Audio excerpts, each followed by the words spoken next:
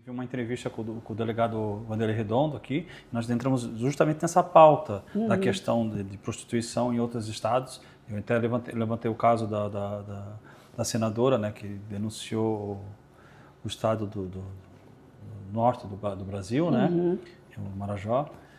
E ele relatou realmente que Santa Catarina teve pouquíssimos casos, né, em questão de prostituição infantil, e mais ao norte do Brasil, que a gente já tem conhecimento sobre isso, né. Quando a senhora falou que há esse índice que Santa Catarina tem, fiquei surpreso, porque eu sempre achei que Santa Catarina, sempre obtive a informação que Santa Catarina sempre foi um estado de excelência na questão do combate aos crimes, né. É porque os boletins de ocorrência aqui, eles aparecem. Então, aqui, quando há qualquer informação de que a menina ela possa ter tido violência sexual, a gente vai atrás. Sim. Então, o que aqui a gente não tem? Crianças sendo exploradas sexualmente em bares, boates e similares, em prostíbulos. Sim. E aqui, os crimes que acontecem dentro de casa, que são violências sexuais praticadas por pais, padrastos, avós, primos, tios. Esses crimes a gente consegue descobrir dentro de casa e a investigação ela é bem feita. Então, são crimes que estariam escondidos dentro de quatro paredes e que a gente tem essa notificação. Então, esses crimes têm aparecido. E crimes como esses, então, que a criança ela muitas vezes só apareceria se ficasse grávida menor de 14 anos, Sim. A gente tem conseguido fazer a identificação. Agora, casos de menores em casas de prostituição, aqui a gente não tem tido. Por quê? Porque não se tolera esse tipo de comercialização de criança.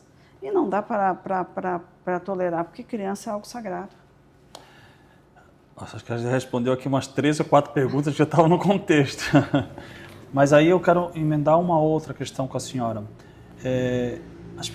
As mulheres em si, no caso, elas ainda estão relutando em denunciar o abusador? Tem aquela cultura, aquele mito de que, olha, eu não vou denunciar porque ele vai me matar, eu não vou denunciar porque as pessoas ainda têm medo. Então, a gente que estuda a violência doméstica e familiar, a gente sabe que desde os atos iniciais de violência até que a pessoa ela rompa o ciclo da violência, ela denuncie o abusador, demora muito tempo. Eu tive um caso que me marcou quando eu era delegada em Trombudo Central. Lá no interior, não no município de Trombudo, no município do interior, eu investiguei um crime em que a gente chegou à descoberta de um avô que era pai de 3 netos. Então, as crianças eram perfeitas. E era algo que me chocou, porque sempre, quando eu estudei biologia, genética, a gente tinha a noção de que se o pai tivesse um filho com uma filha, a criança vinha com uma formação genética. E as 3 crianças, elas eram perfeitas. E depois eu fui estudar mais, conversei com o pessoal do laboratório de DNA, eles me explicaram que nem sempre isso vai acontecer, mas aquele cidadão foi confirmado pelo exame de DNA, ele vinha violentando aquela filha por anos, né, numa comunidade rural, e teve 3 filhos com ela.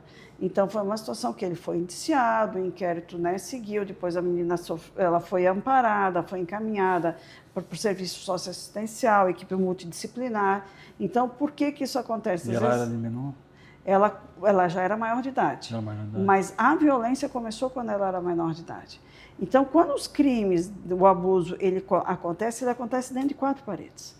Até que isso rompa e saia de dentro de 4 paredes, a gente precisa de uma interferência de uma terceira pessoa para denunciar, porque as vítimas são pequenas. Então, a gente precisa que as pessoas confiem mais no trabalho da polícia e elas denunciem por essas vítimas.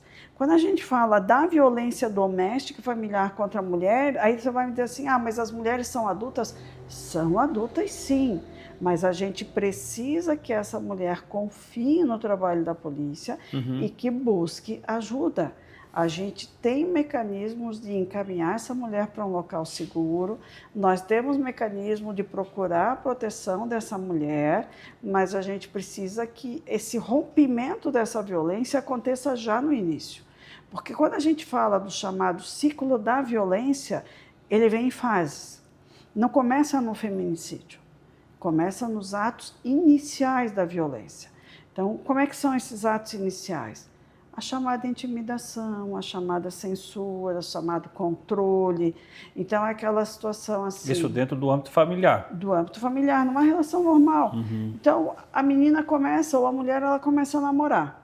Aí o cidadão começa a olhar e dizer assim, olha, essa roupa não fica bem para ti, essa saia está curta. Não, essa blusa está transparente. Não, essa calça está justa. Não, não fala com fulano que não é legal. Então, começa com essa intimidação. Começa a ter um controle. Começa, daí vai para os atos de controle. O isolamento daquela vítima. E aí passa para aqueles atos de intimidação, de agressão, a fase de tensão, e aí tem a fase de agressão. Então, todo o ciclo da violência ele vai se repetindo. E tem a fase aguda de tensão e a fase de agressão. Normalmente, girado esse ciclo da violência, vem a fase da lua de mel. E aí volta a repetir a fase da agressão. A fase de aumento de tensão é a fase do rompimento. Quando a vítima manifesta o interesse de romper, a fase aguda, quando a gente diz que o elástico estica. E a vítima, ela está numa situação de risco. Por quê? Porque o cidadão, ele quer ter o controle sobre essa mulher. E aí vem a frase, se não for minha, não vai ser de mais ninguém. Ah, se não for minha, eu não vou deixar ir para mais ninguém. Então, o que a gente tem o medo? Né? Que nesse momento o cidadão ele possa praticar o ato extremo da violência. E ali a gente tem muitos casos de feminicídio. Que aí é onde entra o feminicídio, né? Isso que eu ia perguntar para a senhora. Nesse caso, que esse autocontrole em cima da pessoa pondera ao feminicídio, sim, né? E aí chega a fase aguda do feminicídio. E aí tem que ter o cuidado. Nós temos casos de vítima de feminicídio em que a gente vai olhar, aquela vítima estava sendo rastreada através de um dispositivo espião dentro do celular dela, através de um rastreador no veículo dela. Então, às vezes, a vítima estava sendo muito mais controlada do que ela imaginava. Então, por isso que é importante, enquanto começam esses atos de intimidação, esses atos de humilhação, de constrangimento, esses atos iniciais de ameaça, tem que ter intervenção. A Lei Maria da Penha fala em grupos agressores de homens autores de violência, a Polícia Civil tem esse dispositivo de grupos agressores, o Tribunal de Justiça trabalha com esse dispositivo, né? Então nós temos uma série de situações em que a gente prevê essa intervenção para fazer a mediação e não deixar essa fase aguda. Na fase aguda.